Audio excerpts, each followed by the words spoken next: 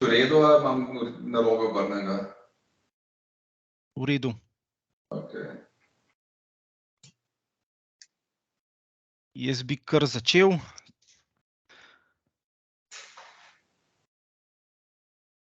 Spoštovane udeleženke in spoštovani udeleženci delavnice z meroslovjem do nižjih stroškov, ki jo organiziramo sekcija SIMR, sekcija proizvajalcev, uporabnikov in distributerjev merilne opreme, ki pa je bila ustanovljena in deluje pod okriljem Gospodarske zbornice, Zbornice elektronske in elektroindustrije.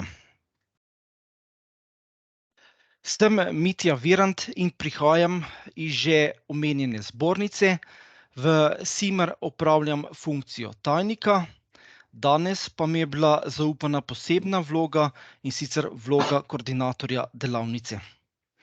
Preden začnemo s programom, vas bi rad seznanil, da se delavnica snema, saj vam želimo omogočiti, da si predstavljene vsebine in podane informacije lahko ponovno ogledate. Zato vam bomo po zaključku posnetek tudi poslali. Da pa bo posnetek dober, bi vas rad v samem začetku opozoril na določena pravila, da se izognemo morebitnim tehničnim težavam, neprijetnim zvokom ali motnjam. Prosil vas bi, če imate lahko vsi udeleženci izklopljene mikrofone in kamere. Po zaključku predstavitve posamezne teme boste pozvani, da zastavite predavatelju vprašanje ali ga prosite za dodatna pojasnila. Takrat enostavno dvignete roko in vam bomo dali besedo. Takrat pa je seveda nujno, da vključite mikrofon, da vas bomo slišali. Ni pa nujno, je pa zelo zaželeno, da vključite tudi kamero, da vas tudi vidimo. Tako, to so bile osnovne informacije. Tako, rad vas bi sedaj še seznanil s programom današnjega dogodka, ki se bo začel z uvodnim nagovorom, nadaljeval s 3 predstavitvami zanimivih in aktualnih vsebin, ki se navezujejo ena na drugo. Predstavitve bodo izvedli člani SIMR-ja, po predstavitvah sledi še kratek zaključek. Prosil vas bi, da se držimo časovnih omejitev, kar pomeni, da predvidoma zaključimo ob 14:30 uri. V primeru, da nam kakšno vprašanje ne bomo uspeli odgovoriti ali pa se vam bo porajalo kasneje, mi lahko pišete in bom poskrbel, da boste prejeli odgovor na vaše zastavljeno vprašanje. Tako, z moje strani je to. Besedo bi sedaj predal predsedniku sekcije, gospodu Matjažu Lindiču. Matjaž, beseda je tvoja. Mitja, hvala, upam, da me slišite. Slišimo. Skratka, ja, tudi v mojem imenu oziroma v imenu sekcije SIMR vsem skupaj en lep pozdrav na naši novi delavnici, kjer nam bodo 3 predstavniki, bom rekel, sekcije, to je gospa Aleksandra Lepenik iz podjetja Elpro Lepenik, gospod Andrej Jugovic iz podjetja Iskra Emeko in pa gospod Sašo Vukadinovič iz podjetja Elektro Maribor predstavili njihov pogled na, jaz, vsaj po našem mnenju, v tem trenutku zelo aktualno temo, kako z meroslovjem do nižjih stroškov. Zdaj, zares nas veseli in moram reči, da sem zmeraj presenečen nad takim odzivom, da ste se odzvali vabilu na našo delavnico. Sicer, ne vem, Mitja bo potem na koncu lahko povedal, koliko nas je prisotnih. Sicer sekcija SIMR deluje, tako kot je že Mitja tudi povedal, v sklopu Gospodarske zbornice Slovenije, kot interesna povezava pač proizvajalcev, uporabnikov in distributerjev merilne opreme. Da naš namen je, da se znotraj sekcije člani povezujemo in pa predvsem izmenjujemo izkušnje, znanje in informacije pač v neko dobrobit slovenskega meroslovja. Zdaj, če povzamem, mislim, da nas je trenutno v sekcijo včlanjenih nekaj manj kot 30 pravnih oseb. Vsi pa lahko več vsekakor v našem delu, kaj počnemo, gledate tudi na naši spletni strani. Tako da na koncu bi vas ravno tiste, ki ste danes tu prisotni, pa še niste člani sekcije, lepo povabil, da se nam pridružite. Večkrat nas bo bolj aktivno in več znanja in izkušenj bomo lahko prenašali drug drugemu. Tako da za današnjo delavnico pa vsekakor verjamem, da bomo vsi skupaj izvedeli kaj novega in uporabnega za naše delo. Tako da vsem skupaj želim uspešen dan. Matjaž, hvala za uvodni pozdrav.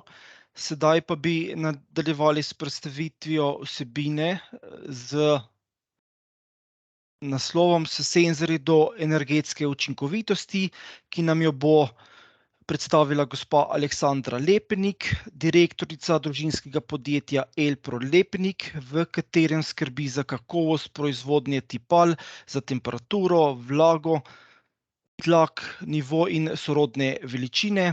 Gospa Aleksandra, beseda je tvoja. Hvala in lep pozdrav tudi z moje strani. Drage Miroslavke in Miroslavci, dobrodošli na današnji delavnici.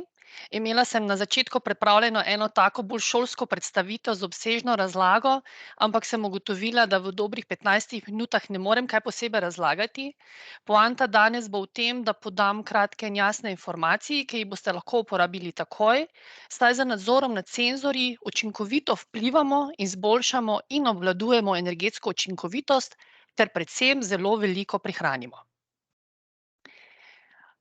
Torej, kot je Mitja že povedal, sem Aleksandra Lepenik, prihajam iz družinskega podjetja Elpro Lepenik, kjer že 32. leto proizvajamo temperaturna tipala. Upamo za sebe trditi, da se spoznamo na temperaturo v industriji, ob tem imamo še prodajo merilno-regulacijske opreme in akreditiran kalibracijski laboratorij za temperaturo in relativno vlažnost. In moram povedati, da res z velikim veseljem sodelujem v Simer, ker se od svojih kolegic in kolegov prav veliko naučim, pa še zelo fajn družba so. Tako da sem mojo začetno šolsko predstavitev izbrisala danes zjutraj in sem na novo pripravila tako, kot zmeraj razlagam tudi svojim sodelavcem in našim uporabnikom, in boste videli, jaz zmeraj rada nekaj rišem in pišem. In bomo začeli z čutilom. Torej, kaj je senzor? Senzor je pravzaprav čutilo. Čutilo poznamo kot del človeškega ustroja, se pravi človek tipa, vonja, okuša, zaznava, vidi, sliši in tako naprej. Če to čutilo v okvari, deluje slabše ali pa sploh ne. Čutilo zazna neko spremembo, signal potuje v možgane, ti sprožijo mišico in zgodi se akcija. Recimo, da je nekaj vroče, hladno, ostro in tako naprej. Kaj pa senzor? Senzor je tehnološko čutilo. Čuti spremembo na samem sebi. Razvojni inženirji pa poskrbijo, da senzor zaznane spremembe uporabnikom podajo v berljivem in vidnem jeziku, torej na vidnem prikazovalniku in še posebej kot podatek imenovan data, in vemo, da danes vsi govorimo o big data, torej o veliki količini podatkov. In te podatke producirajo senzorji. Torej senzor je vedno prvi in nič se ne začne brez njega. Nič se ne začne brez zaznavanja te spremembe. Te 3 stvari morda bi bile koristne, da si zapomnimo od današnje delavnice. Da senzor zmeraj čuti spremembo na samem sebi, da proizvede nek podatek in da je senzor vedno prvi. Je vir, je vhod, je input, je temelj meritve. Torej, v čem je torej težava? In če nismo pozorni na viru, je potem vso ostalo naše delo zaman. Torej, v čem je težava, in zakaj povezujemo senzorje z energetsko učinkovitostjo?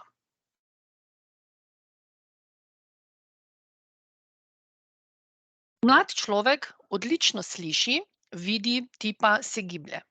Tako kot nov senzor, odlično opravlja svojo funkcijo in je točen. Potem pa se zgodi življenje, senzorju se zgodi delovanje. Če živimo v okviru svojih sposobnosti tako mirno in ustaljeno, brez nenadnih vzponov in padcev, bomo najverjetneje zelo dolgo ohranjali zdravje in sposobnost in imeli dolgo življenjsko dobo. popolnoma enako velja za senzor. Če pa smo bolj adrenalinsko usmerjeni, nenehno skačemo izven meja in testiramo limite naših sposobnosti, potem bo naša življenjska doba pričakovano krajša. In ne samo, da bo krajša, tudi za čas delovanja bomo na trenutke ali pa kar stalno za svojo okolico slabše delovali in okolica od nas ne bo imela tega, kar pričakuje.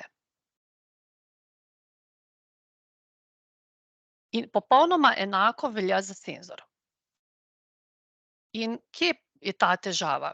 Naš uporabnik je imel težavo in predstavila vam bo en konkretni primer težave našega uporabnika. Na veliki industrijski peči, malo imam samo narobe zloženo, teda se opravičujem, bom zdaj dala prav, tako. Na veliki industrijski peči so imeli delovne temperature 1050 stopinj. Temperaturo so tipali s termočleni tipa K. Občasno so imeli težave zaradi kislega okolja, ki je požiralo zaščitno cev tipala, drugih težav načeloma ni bilo. Potem pa so skozi 2 leti delovanja temperaturo postopoma dvigovali do 1150 stopinj. Ker so na ta način lahko hitro pospešili proces in dosegli so boljše cilje. Več so izdelali produkta, po domače povedano, bili so bolj učinkoviti. In tako so se na podjetju naučili pri našem uporabniku, da če dvignejo temperature, lahko brez kakršnega koli drugega, bolj zahtevnega posega in dodatnega dela, nemudoma dosežejo velik učinek. Na kar so v začetku lanskega leta tehnologi povprašali, če bi lahko temperature še malce dvignili. Se pravi, prvi dvig je bil iz tiste klasične delovne 1050 na 1150. Na kar so tehnologi povprašali, če bi lahko še malce dvignili te temperature, saj bi morajo zaradi materiala hitro povečati kapaciteto in vodstvo je želelo to spremembo. Vzdrževalci so bili sicer zelo previdni in so poiskali nasvet pri nas.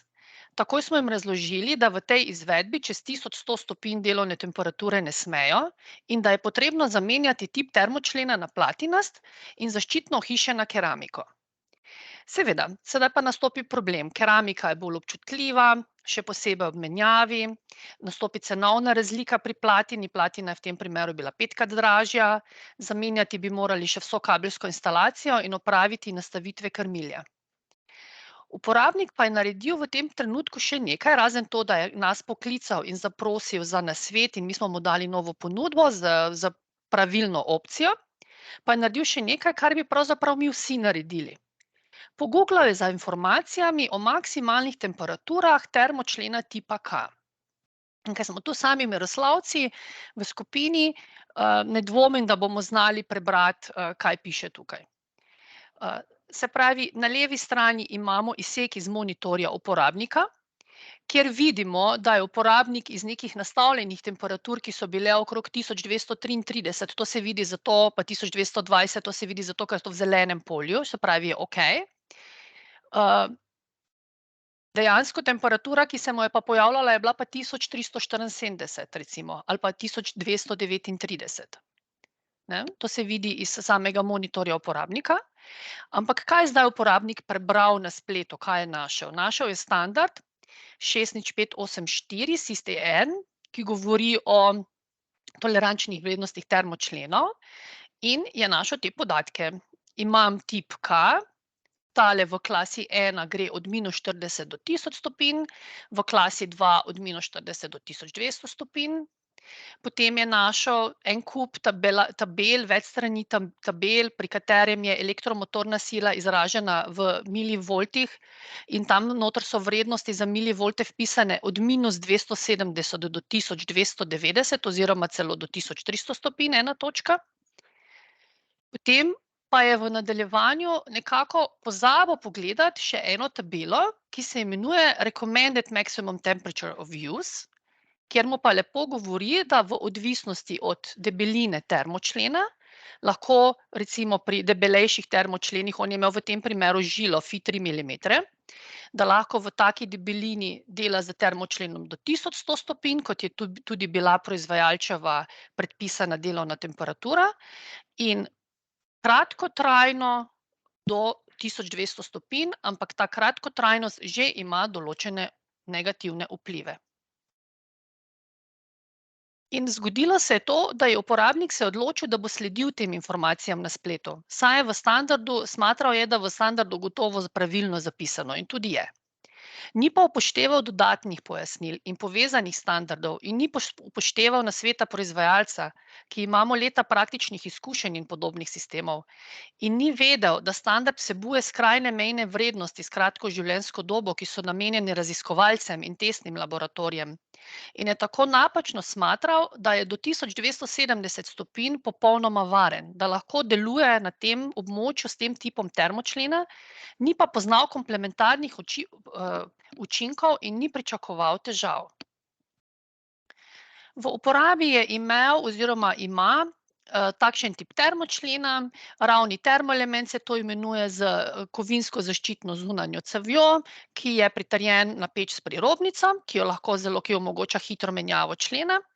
In na termočlenu lepo ima označeno na nalepki, da ima delovno temperaturo do 1100 stopinj, da ima maksimalno temperaturo do 1200 stopinj in tudi delovne temperature termočlenov tipa K v najmočnejših izvedbah, kot mi imenujemo, so do 1100 stopinj. Od te temperature naprej delamo izključno samo z platinastimi termočleni tipa S ali pa R, lahko tudi B, ampak je pač najbolj S in R sta najbolj pogosta. In kaj se je zdaj zgodilo z uporabnikom? Ta naš uporabnik je sprejel odločitev in je svoj sistem nastavil na 1230 stopinj. Ker je proces kontinuiran in v njem poteka kemična reakcija, ga ne morejo ustaviti ali pa znižati temperature za namene menjave temperaturnih tipal, ampak morajo tipalo menjati med delovanjem. Torej, lahko si predstavljate, da tipalo, ki je namenjeno za delovno temperaturo 1100 stopinj in kratkotrajno 1200 stopinj, ne more trajno delovati na 1230 stopinjah in seveda so se mu zgodile pogoste odpovedi samih členov. Te pogoste odpovedi samih členov so povezane z pogostimi menjavami. Menjati temperaturno tipalo na peči nekje, kjer je že težji dostop, visoka temperatura, vzeti ven, vstaviti noter, to ni tako enostavno, kot pravzaprav sploh ni enostavno v vsakem primeru. In največji problem je tukaj mogoče tudi to, da ker je zelo vroče pri odprtini, se ne upošteva počasna oziroma postopna vstavitev temperaturnega tipala v peč, ki je predpisana 100 milimetrov na 2 minuti, ampak ga seveda starega vzamejo ven in novega v celoti vgradijo v odprtino. In v tem trenutku nihče od teh, ki to izvedejo, zagotovo ne razmišlja o mikrorazpokah v materialu. Potrebno je vedeti, da termočleni so iz naravnih materialov, od tega vse izide.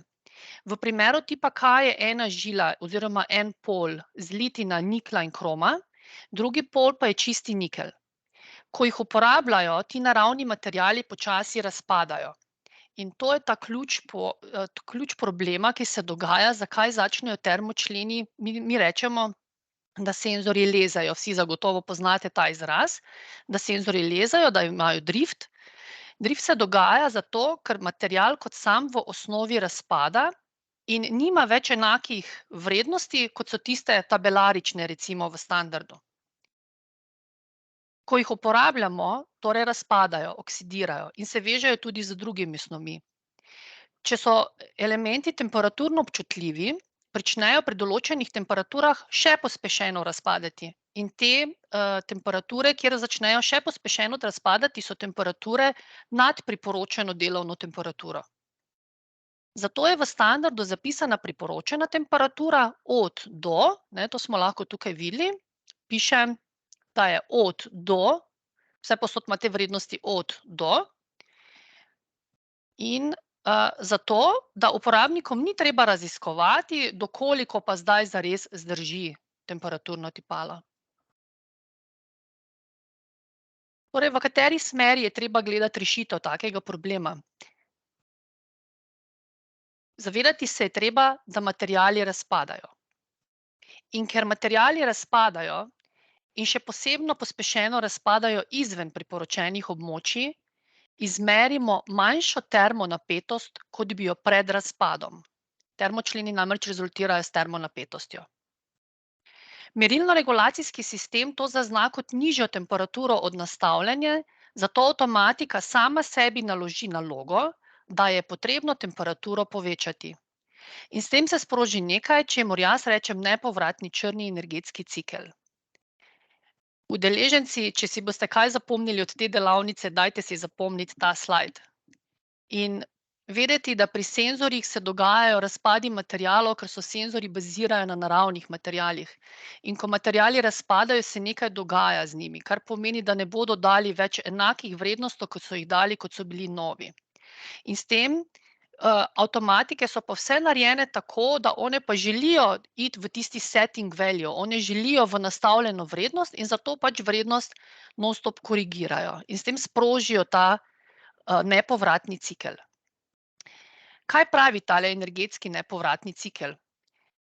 Pravi, da temperaturni senzor je dotrajan, ni več točen, ima močno lezenje, zato kaže manj. To zdaj govorim za temperaturne senzorje. Se pravi, ko so temperaturni senzorji dotrajani, kažejo manj. Če bi sedaj odklopili regulacijo in bi priklopili neko drugo merilo, s katerim preverjate, bi videli, da je dejanska vrednost na senzorju drugačna kot tista na prikazovalniku. Dvig temperature še poveča razpad naravnih materialov termočlena, njegovega ohišja in povezav znotraj le-tega. To se meni zdi najbolj nevarna stvar, ki se zgodi pri tem ciklu. Namreč v trenutku, ko senzor kaže manj, avtomatika temperaturo dviguje, s tem še dviguje dejansko temperaturo v peči in še bolj razpadajo ti naravni materiali, kot so prej. Tako da na začetku so ti drifti lahko majhni, tipa stopinjo, 2, 3, 5, 7, potem pa se naenkrat zgodijo drifti lezenja zelo velikih vrednosti. 10, 50, 70, 100 stopinj, 150 in tako naprej. Se pravi, ko se sproži ta cikel, poti nazaj več ni. Tudi ne pomaga znižati temperaturo, da bi ustavil, zato ker je tako dejansko že močno poškodovan razpadel material. Torej, avtomatizacija nenehno popravlja prenizko vrednost in jo dviguje. Močno se poveča potreba po dodatnem energentu, da se doseže temperatura. Normalno, če bo avtomatizacija dvignila temperaturo, bo dotok energenta v napravo, stroj, peč se povečal. To so lahko vrednosti zelo visoke. Torej, in potem posledično se zaradi previsoke temperature močno obrabljajo in starajo tudi vsi povezovalni sistemi, naprava, stroj, peč, izolacija, vse se stara. Vse veste, kako staramo, umetno staramo stvari tako, da jih močno obrabljamo, pa jim dvigujemo temperaturo pri tem. In dejansko se potem enako dogaja s temi napravami. Temperatura za proces izdelka je veliko previsoka. Se pravi, če imamo mi izdelek planiran, da bo na 1200, recimo, da je notor izdelek, da mora biti na 150 stopinjah, pa je izdelek na 1300 stopinjah ali pa 1250, to zelo pogosto rezultira kot izmet, kot škart, kot neustrezen izdelek. Vse se nenormalno prehitro stara, se pravi, vse, kar je s tem povezano, vsa merilna oprema, ki je na tem, vsa infrastruktura, vsa oprema, ki je s tem povezana. In osebje, se pravi vzdrževalci, pogosteje posegajo in s tem večajo tveganje za poškodbe sebe, ker delajo na težko dostopnih mestih, na visoki temperaturi, večajo tudi poškodbe, tveganja za poškodbo opreme, in prav tako infrastrukture. Vse to zaradi previsokih temperatur, težkih dostopov in tam vedno nevarnih območij. Torej, kaj bi bila poanta vsega tega? Poanta vsega tega je, da se senzor plača sam. In vedno se moramo vprašati, zakaj se senzor plača sam. Zato, ker se moramo vprašati, koliko nastane najprej neustrezna kakovost izdelka, njegov izmet, škart. Koliko nastanejo reklamacije in slaba volja naročnika. Koliko nastanejo stroški energije zaradi, ne vem, ker gremo višje 10 stopinj, 50 stopinj, 100 stopinj. Koliko nastanejo stroški zaradi zastojev in troubleshootingov, se pravi reševanja, nujnega reševanja teh težav. Običajno reševanje teh težav rezultira v popolni zaustavitvi peči, ne. Potem pospešeno se starajo peči. Namesto remonta na 2 leti se remonti opravljajo kar naenkrat na leto dni, na 6 mesecev in podobno. Potem koliko nastanejo pogosti posegi vzdrževalcev, njihove delovne ure, nujni posegi, ki se plačujejo, to so tudi zunanje službe, zunanji strokovnjaki, koliko nastanejo dežurstva, da ne govorimo o slabi volji popolnoma vseh pletenih. Potem se vprašamo, koliko nastane tveganje za poškodbe ob menjavah pri visoki temperaturi, kot smo rekli, in človeka, in opreme, in infrastrukture. In še najbolj pomembno, koliko nastane ogled in izguba novih naročil, ker ko bomo mi enkrat tak slab izdelek dali naročniku, ga zagotovo nam ga ne bo več ponovno naročil. In vse to se zgodi zaradi nekontrole. Se pravi, ker senzorji niso pod nadzorom. Če se spomnite čistega začetka, senzor je vir vsega in senzor mora biti pod nadzorom. Če senzor ni pod nadzorom, je vse, kar delate na tej verigi, popolnoma nepomembno. Senzor je tisti, ki mora biti pod nadzorom, senzor je tisti, ki ga je potrebno preverjati in to preverjanje mora biti planirano. In ni dobro verjeti slepo v prikaz merilne opreme ali pa tam vgrajenih prikazov. Zakaj? Kot sem omenila, ker avtomatika bo sledila temu, da bo ta prikaz takšen, kot si ga mi želimo, se pravi, da bo takšen, kot smo ga nastavili, moramo pa vedeti potem, kaj to dejansko pomeni za dejansko uporabo. Torej, senzor je živ, on čuti, se troši in se stara, tako kot človek. Ko razpada in neha delovati, takrat je za senzor že prepozno. Danes bi vam položila tole na srce. Da kot odgovorni za meritve, odgovorni za senzorje, ne gledate na senzorje z vidika cene. Bolj kot bo senzor neustrezen, pa sploh ni nujno dražji, večji bo vaš račun kasneje. Za izmet, za energijo, za hitro staranje vsega povezanega, za vzdrževalne ure, za zastoje, za reševanje težav, za poškodbe osebja, za reklamacije kupcev, ugled in vse tisto, o čemer smo prej govorili. Zato se senzor plača sam. Jaz to trdim in to znam dokazati. Nujno potrebno je pa izbrati ustrezen senzor, ne glede na ceno, in ga ustrezno preverjati, kalibrirati in pravočasno menjati. Zato, ker je ta strošek tega senzorja, njegovega nadzora, tolikokrat manjši, da nima sploh smisla se o taki mali vrednosti pogovarjati. Nekateri proizvajalci recimo imamo uvedene življenjske kroge za temperaturna tipala. Jih obnavljamo, popravljamo, recikliramo njihove ustrezne dele. Ker ni nujno, da je temperaturno tipalo ali pa kakšen drug senzor izdelek za v smeti. Lahko ima in marsikdaj ima sekundarno življenje. A to je tema za mogoče kakšno od naslednjih delavnic. Tako da, če bi vas kaj takšnega zanimalo, prosim sporočite našemu tajniku, kaj točno bi vas zanimalo, s katerimi vsebinami bi vam lahko članstvo Simerja pomagalo, da jih lahko pripravimo kot bodoče delavnice. Jaz se vam zahvaljujem, ne vem, koliko sem bila dolga, upam, da nisem bila predolga. Odlično. Hvala. In če bi bilo še kakšno vprašanje, sem na razpolago. Aleksandri se zahvaljujem za predstavitev, po kateri se lahko zavedamo, da energetska učinkovitost nedvoumno se začne lahko tudi pri temperaturnem senzorju. Sedaj pa ste, spoštovane udeleženke in udeleženci, vabljeni, da zastavite vprašanje gospe Aleksandri.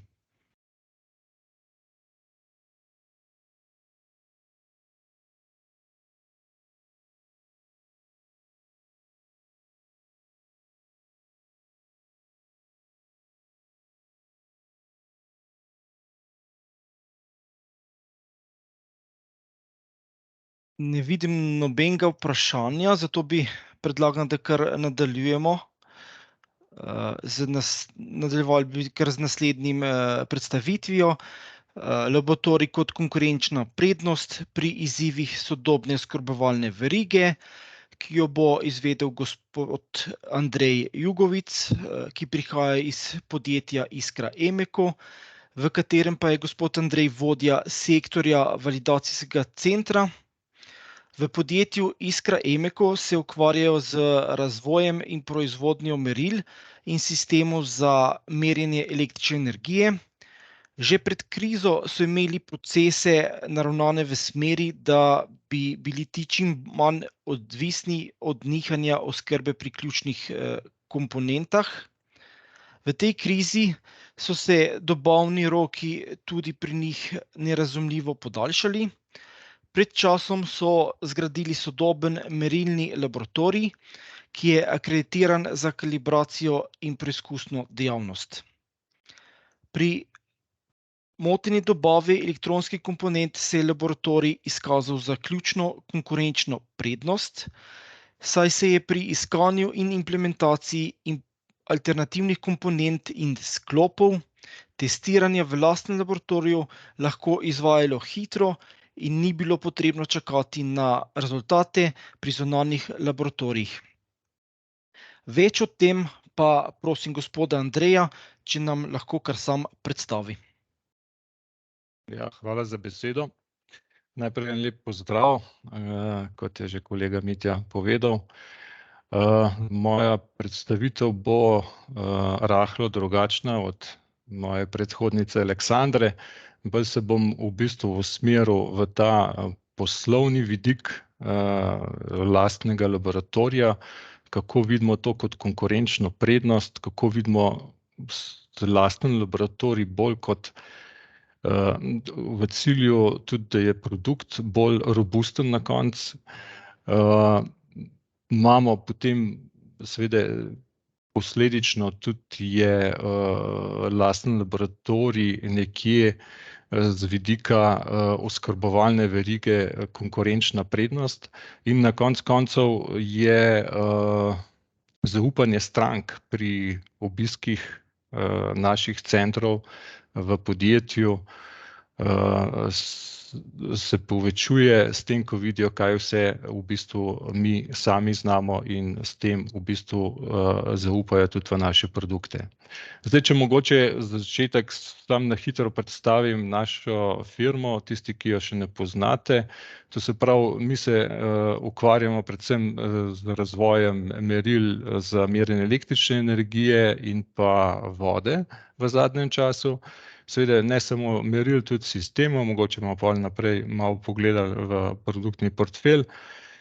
Zdaj smo globalno podjetje, od leta 2007 smo nekje v lasti od LSVD grupe iz Egipta. Samo Iskra Emeco je globalno podjetje, ki zaposluje v tem trenutku več kot 1700 zaposlenih, imamo nekje 5 regionalnih proizvodnih in servisnih obratov po svetu.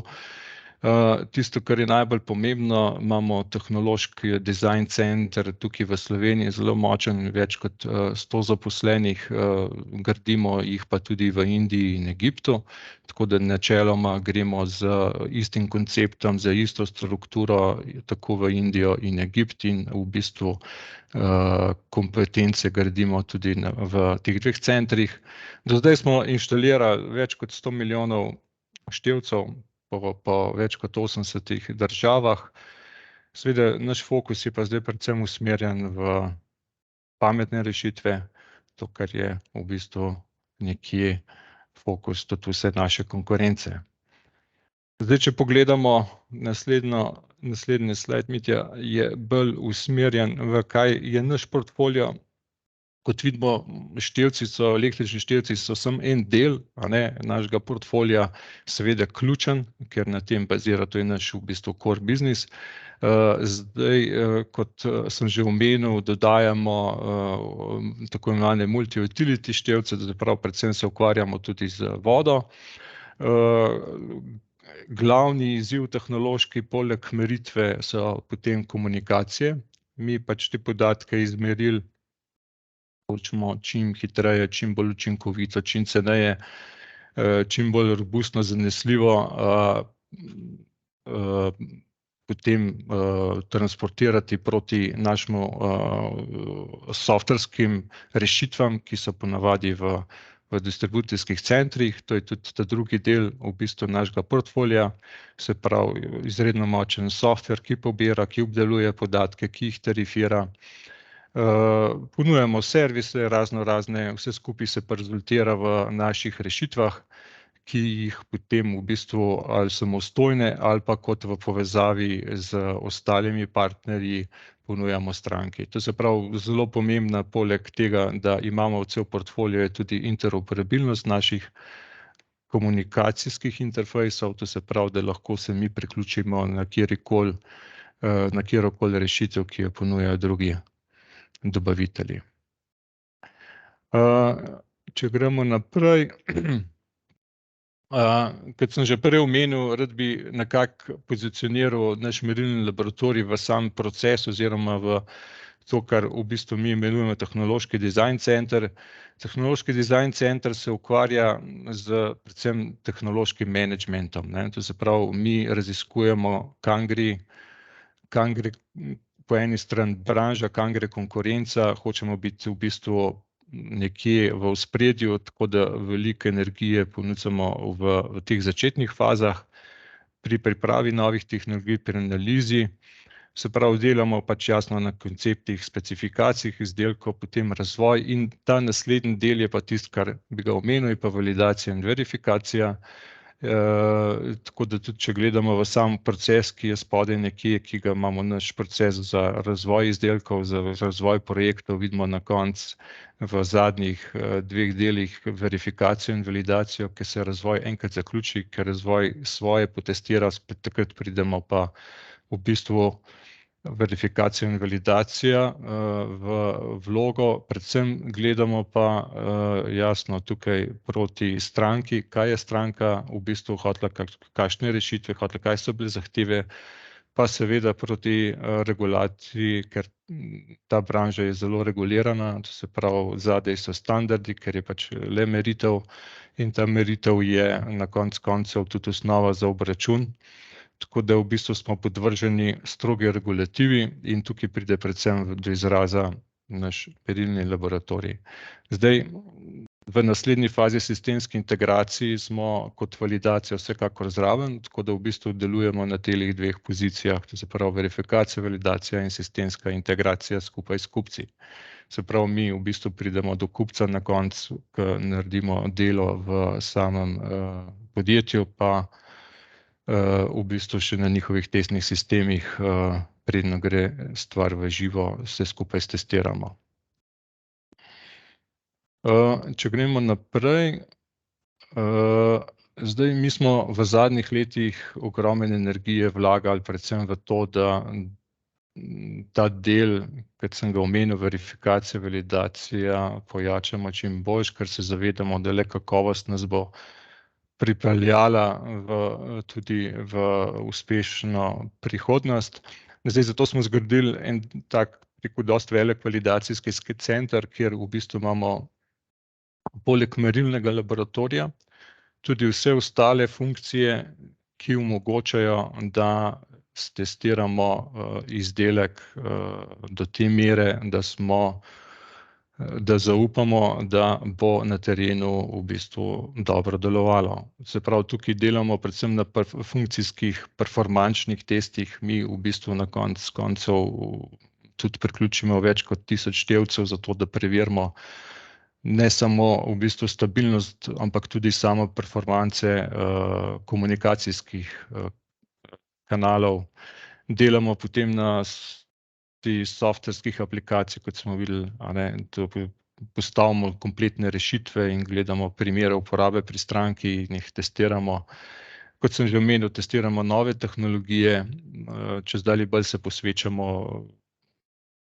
zanesljivosti izdelkov, to se pravi, nekje izračunamo stopnjo odpovedi in potem tudi preverjamo s pospešenim testom življenjske dobe, kakšna je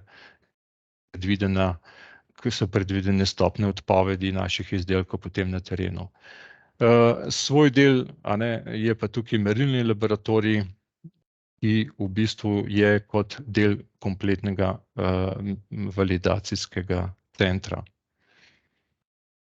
Če gremo naprej, merilni laboratorij, kot sem rekel, je predvsem namenjen izvajanju preizkusov za tipstvo. To se pravi, mi, ker smo merimo električno energijo, se pravi, tukaj izvajamo celo vrsto testov, ki so po eni strani električni, klimatski, mehanski, varnostni testi, gledamo stabilnost merilne krivulje, to se pravi tudi en od testov takšnih, v bistvu narobnih pogojih, mesec in pol v bistvu preverjamo, a je naš števec stabilen. Seveda en ogromen del testov je tako imenovanih elektromagnetne združljivosti. Tukaj delamo odpornost proti raznim motnjam, raznim električnim prehodnim pojavom, izpraznitvam, električnim udarom, izolacijskih trdnosti. Imamo svojo celico GTN, kjer preverjamo odpornost proti sevalno sklopljenim elektromagnetnim motnjam, radiofrekvenčne, konduktivno sklopljene in tako naprej. Tako kot sem prej omenil, mi se ukvarjamo tudi naši števci vključujejo mobilne tehnologije za prenos podatkov, po eni strani preko, bom rekel, omrežja komuniciramo, po drugi strani preko mobilnih tehnologij. Tistih, ki so že malo starejše, pa tisti najnovejše, to se pravi Narrowband IoT, LTE-M, tako naprej. Zato imamo tudi svoje teste oziroma naprave, kjer lahko testiramo performančne meritve, predvsem koliko so stvari občutljive, kakšne so moči po vseh kotih. Tako da večji sklop je potem pa izvajanje kalibracij naših meril in etalonov, tako da tukaj imamo tudi ta del akreditiran in s tem vzdržujemo v bistvu kalibriranje ne v bistvu naših izdelkov, ampak tudi vseh naprav, ki jih imamo tekom proizvodnje. Zdaj, če pogledamo, kakšen je v bistvu izziv, kar se tiče, gremo lahko en slajd naprej. Mi načeloma v naših produktih, če gledamo zdaj samo kot te pametne števce, imamo nekje več kot 200 različnih elektronskih in mehanskih.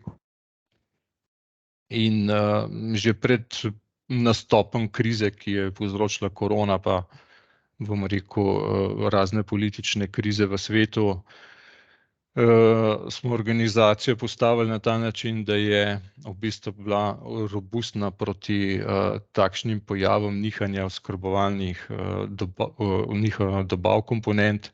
Nekje smo razdelili na strateško in operativno nabavo. Strateška se predvsem ukvarja v bistvu z večjimi kupci, poskušamo v bistvu dolgoletna partnerstva vzpostaviti. Seveda naš v bistvu eden od procesov je vse skozi iskanje in testiranje alternativnih komponent, se pravi tudi enkrat produkt že v fazi proizvodnje, je to v bistvu proces, ki je stalen. Na določenih tako imenovanih single source komponentah delamo neke predrazvojne aktivnosti, to se pravi tukaj iščemo, bom rekel, bolj na zalogo, če slučajno pride do kakšnih problemov, da pripeljemo določene sklope že do ene faze, s katerim potem hitreje reagiramo ob kakšnih takih nedobavah. In zdaj merilni laboratorij deluje pa tukaj kot nek zelo kompetenčen servis, ki nekje testira, bom rekel, alternativne komponente in pripravlja tudi že oziroma vpliva na vpliv na same spremembe na izdelkih. Tako da v bistvu ta del je bil nekje že postavljen in tudi pred samo korono smo to zadevo zelo dobro obvladali. Seveda, če gremo naprej, z pojavom, izbruhom koronavirusa in potem s tem kaosom, ki se je dogajal pri dobavnih rokih, kjer je bil dobave kar naenkrat posameznih komponent so bile daljše od 12 mesecev, predvsem na teh ključnih komponentah, to v bistvu ni več delovalo na ta način, ampak je vsekakor pa pomagalo, da smo mi dejansko lahko hitreje odreagirali. Seveda, ten šok je bil nezmožnost dobavljanja že nekih pogodbenih obveznosti in tukaj smo v bistvu štartali z tako imenovanimi prioritetnimi razvojnimi projekti. In ključni faktorji da v bistvu uspeha so bili predvsem v smislu, da smo mi imeli že ene predpripravljene rešitve, da so bile naše platforme, bom rekel, modularne zasnove že predpripravljene, da so bile, to se pravi, zelo robustne na take stvari. Ključno je pa bilo, da smo lahko večino testov naredili v lastnem podjetju, ne. To se pravi, mi načeloma smo seveda z veliko nekje energije, tudi delo čez vikende v popoldanskih časih, ampak nam je uspelo zelo hitro odreagirati na ključne stvari, to se pravi, če se tisti, ki se bolj spoznate, če se zamenja mikroprocesor z vso pametjo, je to zelo velik alarm in v bistvu v tem trenutku, v tistih časih nam je uspelo zelo na hitro odreagirati in zamenjati v bistvu to podvozje oziroma pamet v samem produktu, predvsem ker smo imeli za določene stvari predpripravljene, ker imamo dejansko zelo močno testno ekipo, odzadaj so pa seveda na koncu koncev zaposleni s svojimi kompetencami in v določenih trenutkih jasno je zelo važna tudi motivacija.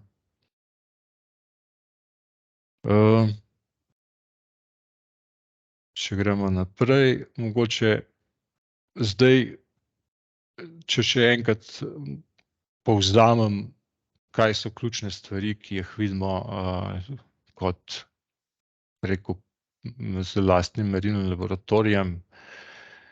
Mi skozi leta eno močno bazo znanja, ne, to se pravi, tukaj se je poleg opreme, ne, ki se je zelo veliko se vlaga v to opremo, tudi se pravi, se je vlagali in se še naprej vlaga, je najbolj važno, da imamo odzadaj kompetentne zaposlene, imamo bazo znanja, imamo izkušene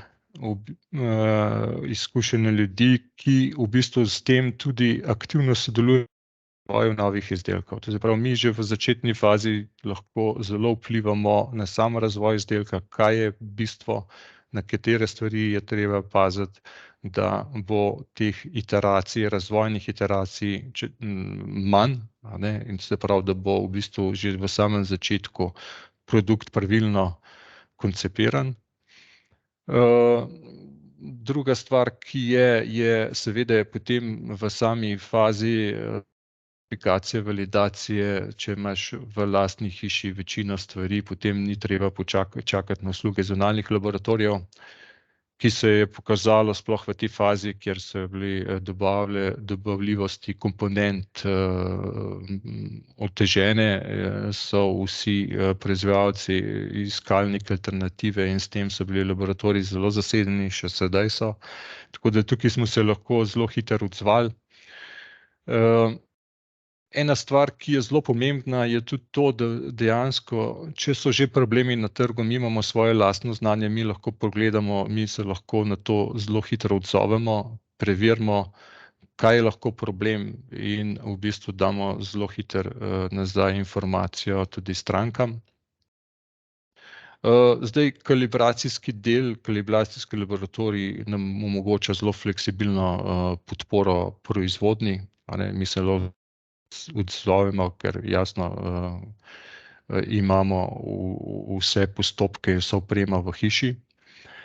Na koncu koncev je pa tisto, kar je tudi za nas ključno, je pa to, a ne, da dejansko kupci lahko pridejo na ogled, na presoje, preverijo postopke, preverijo kompetentnost in s tem v bistvu zaupanje kvaliteto izdelka je s tem zelo visoka in v bistvu s tem nam dejansko odpira vrata v nove, bom rekel, poslovne izzive. Tako da to je nekje tisti, preko zajem, kar sem hotel danes povedati, a ne, to se pravi, validacijski center, merilni laboratorij, tisti, ki še ne nas vabljen tudi na ogled, kjer lahko pokažemo stvari bolj detaljno in s tem tudi odpiramo vrata, če ima kdo kakšen podoben izziv, problem, lahko tudi, ali pa če se ujamemo na opremi, lahko izvede testiranje tudi pri nas. Toliko za enkrat.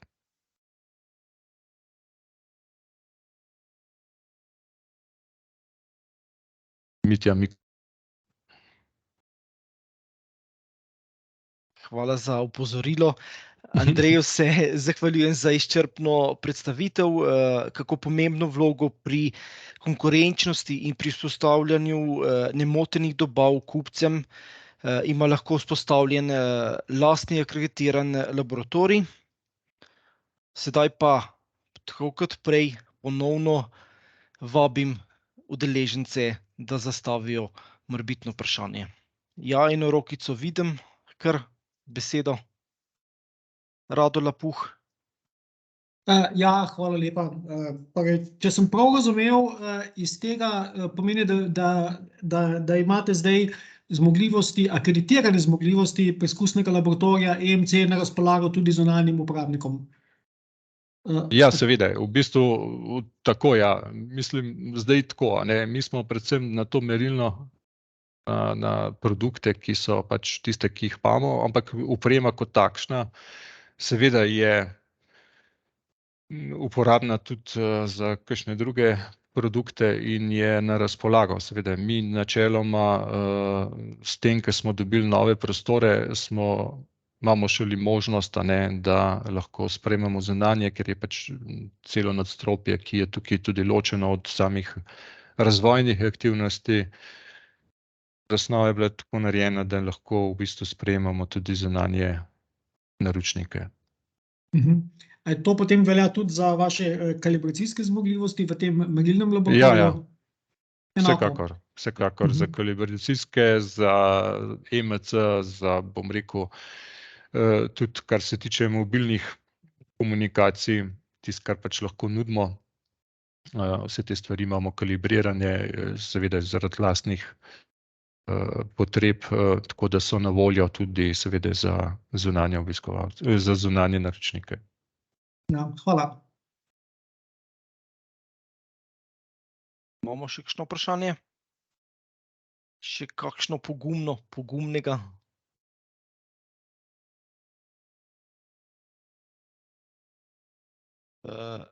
Vkolikor ni,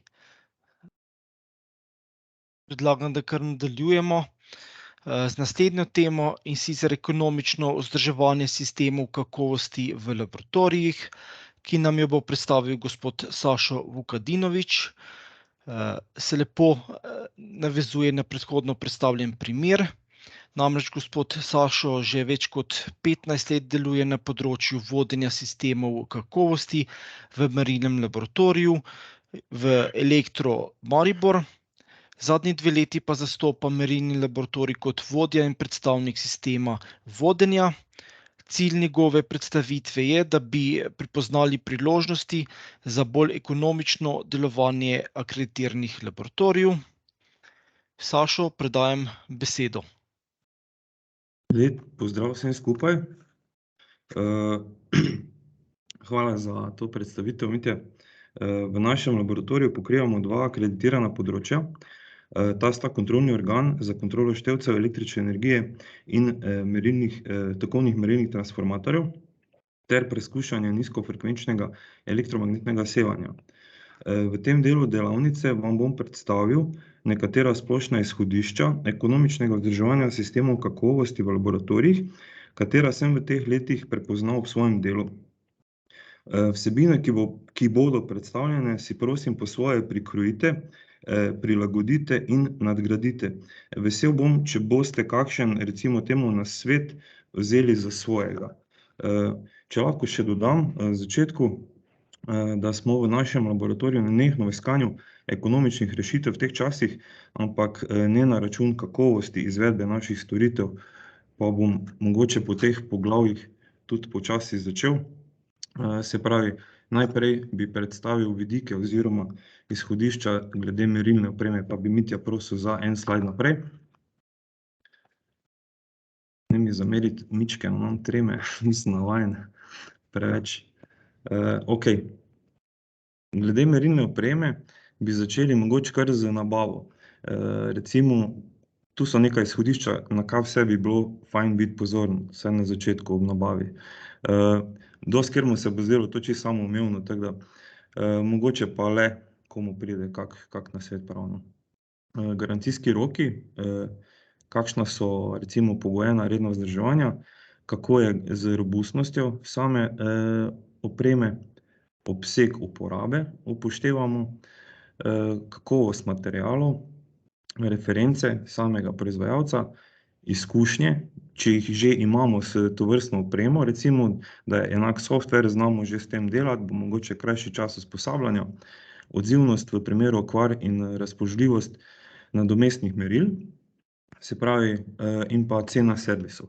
To že ob sami nabavi, če imamo to možnost izbire, lahko naredimo eno SWOT analizo in že mogoče neke stvari izločimo. Potem bi rekel nekaj malega o rekalibracijskih intervalih, se pravi, ko nabavimo neko merilno opremo, nekako določimo neki evidenčni karton, recimo temu, in pa s tem tudi določimo neke kalibracijske intervale. Zdaj na začetku recimo zaradi nekega časovnega drifta vsaj neke 3 certifikate gledamo, da čim prej zberemo, da vidimo ta časovni drift, ocenimo z raznimi analizami, potem pa hitro vključimo še, se pravi že na začetku, ampak pogostost internih kontrol oziroma internih kalibracij, če so možne, in pa medlaboratorijskih primerjav.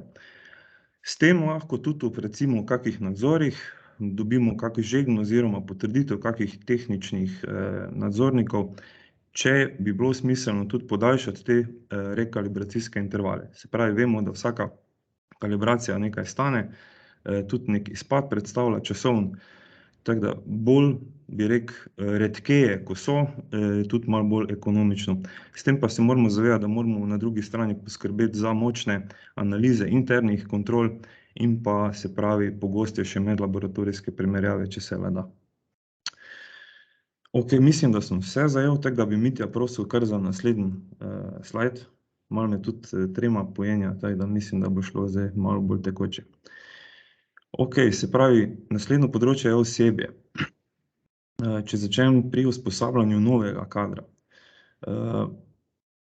Preverimo oziroma pregledamo zahtevnost procesa in pa izkušnje mentorjev.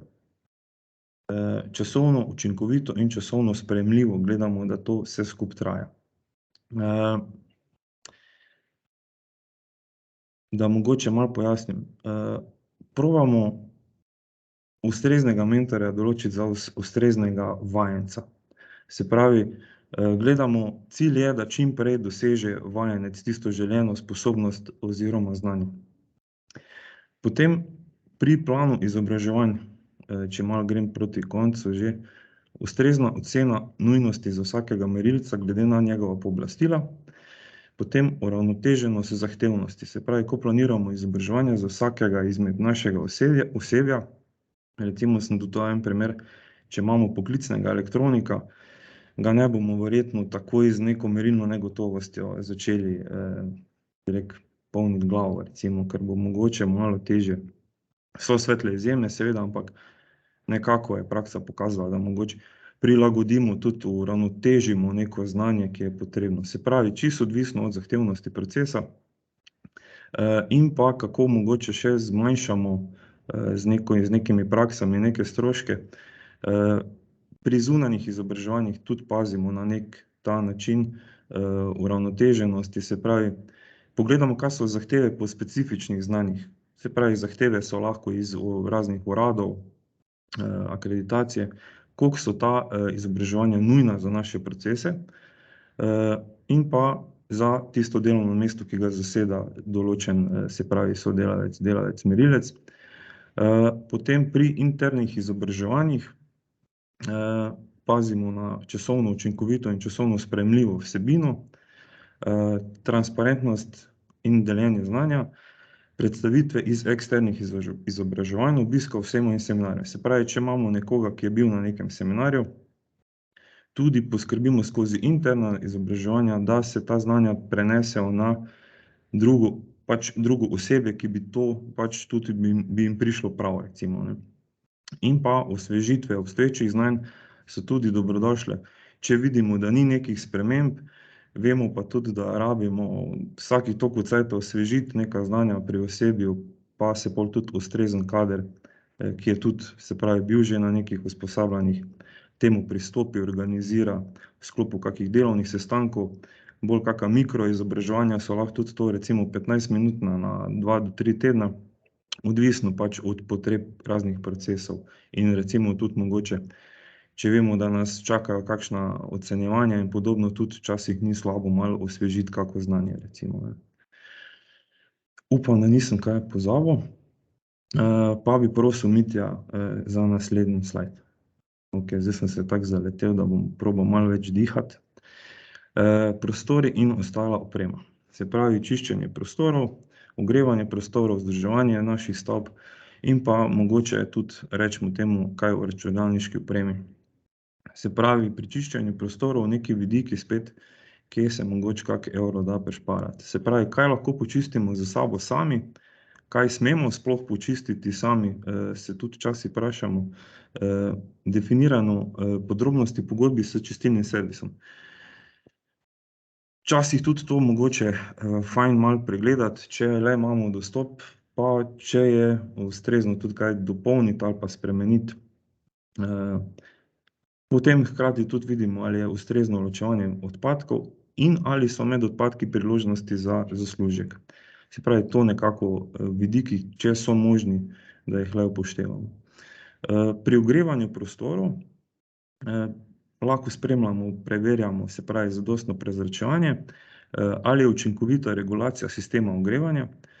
Tu bi bil en zelo velik poudarek. Imamo, recimo, ali imamo v naših prostorih zahtevane referenčne pogoje glede temperature in vlage v prostoru.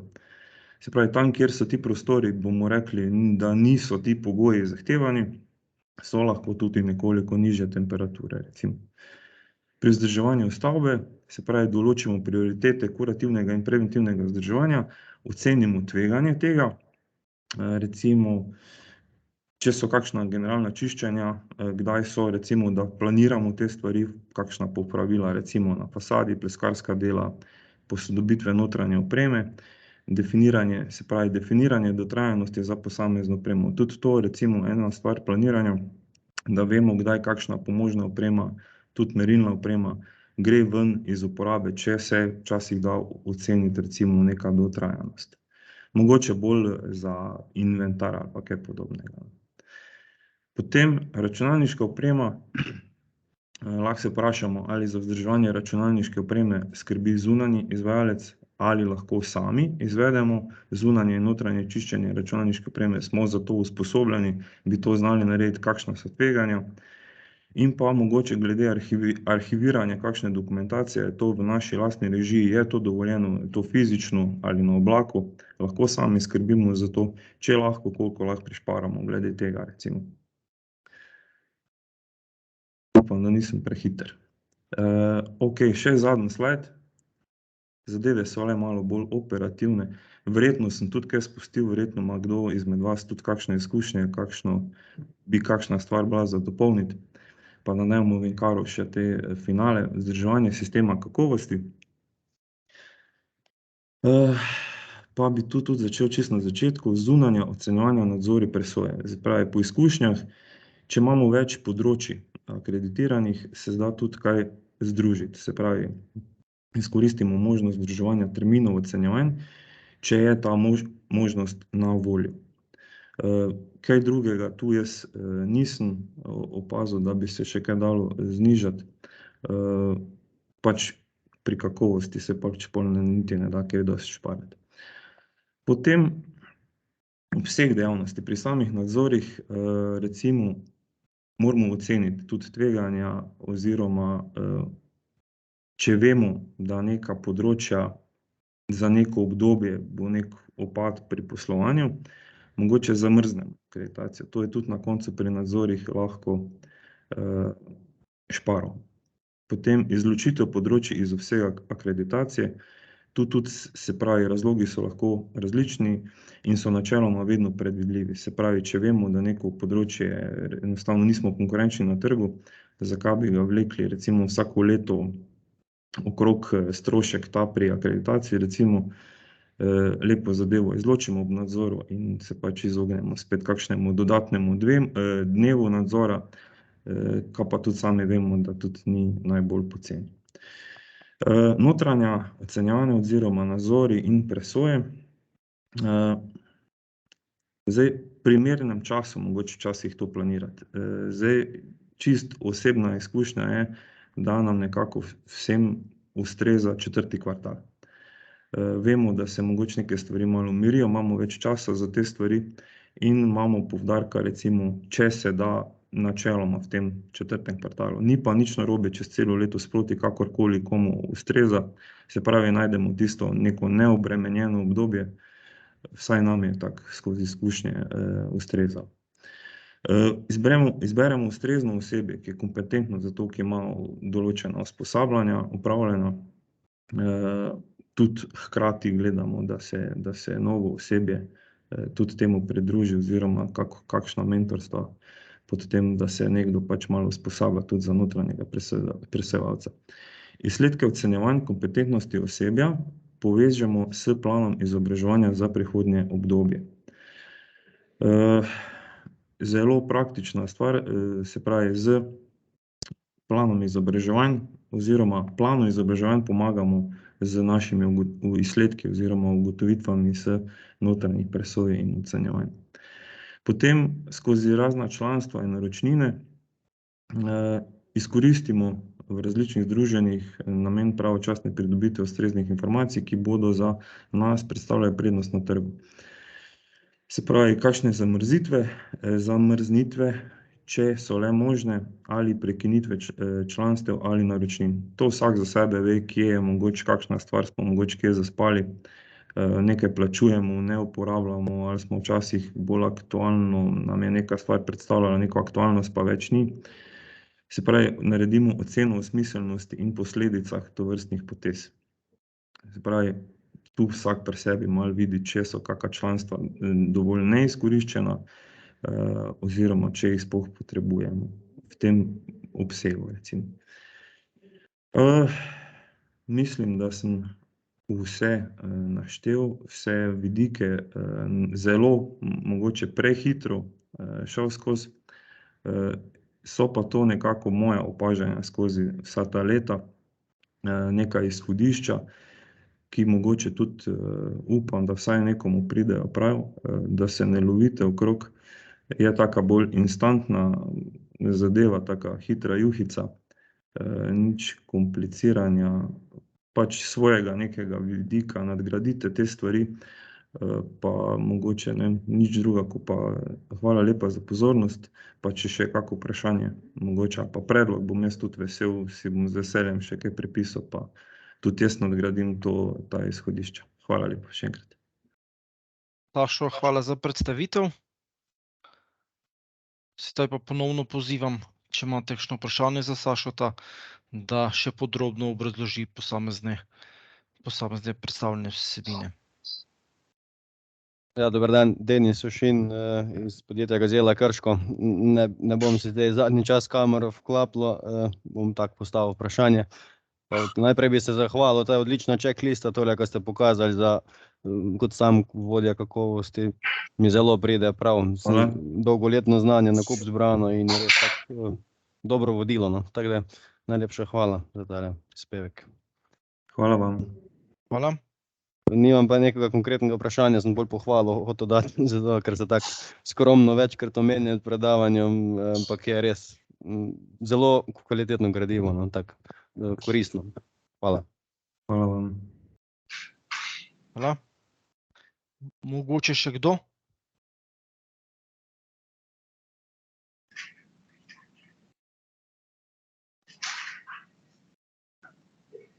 Če ne, pol smo pa Hvala. nekako prišli, prosim. Hvala. Aha, hvala, Sašo.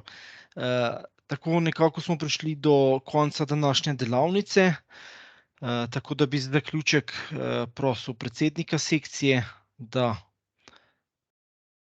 zaključi delavnico. Ja, hvala za besedo. Skratka, tudi v mojem imenu se bi prvo vsem predavateljem zahvalil. Mislim, da smo poslušali 3 zanimive predavanja. Mislim, da lahko vsi povzamemo, da ni vse ves strošek, ki ga imamo, ni povezan samo z nabavno vrednostjo, ampak je tukaj, vsaj če povzamemo do vseh 3, treba pogledati celotno verigo, kaj pomeni, bom rekel, strošek neke opreme pri delu v laboratoriju. Tako da res iskrena hvala vsem predavateljem. Upamo, da se bomo z vami še kdaj srečali na kateri od drugih delavnic. Vsem ostalim prisotnim pa seveda vabilo tudi, da sledite našemu delu naprej. Mislim, da je Mitja že tudi tukaj, kar je napisal, seveda povabljeni, da se nam pridružite, kot rečeno, več nas bolje bomo lahko izmenjavali izkušnje, znanja, informacije. Tako da tisti, ki so že notri, so zaenkrat zadovoljni. Ravno predvčerajšnjem smo imeli tudi skupščino, zbor sekcije SIMR, tako da zares enkrat letno se tudi dobimo na neki ekskurziji. Srečujemo se tudi na velikih teh sejmih, konferencah, tako da, kot rečeno, dobrodošli. Mitja, toliko z moje strani. Hvala, Matjaž, za zaključek delavnice. Jaz pa bi se kot koordinator današnje delavnice vsem udeležencem in ravno tudi sodelujočim lepo zahvalil. In v primeru dodatnih vprašanj se lahko kadarkoli obrnete na moj naslov, me pokličete in z veseljem bom poiskal rešitev oziroma odgovor. Pripravili bomo tudi posnetek, katerega pa boste dobili v prihodnjih dneh. Hvala vsem in želim vam lep in uspešen dan še naprej. Srečno. Srečno. Hvala, živijo. Hvala, srečno. Živijo. Srečno. Hvala.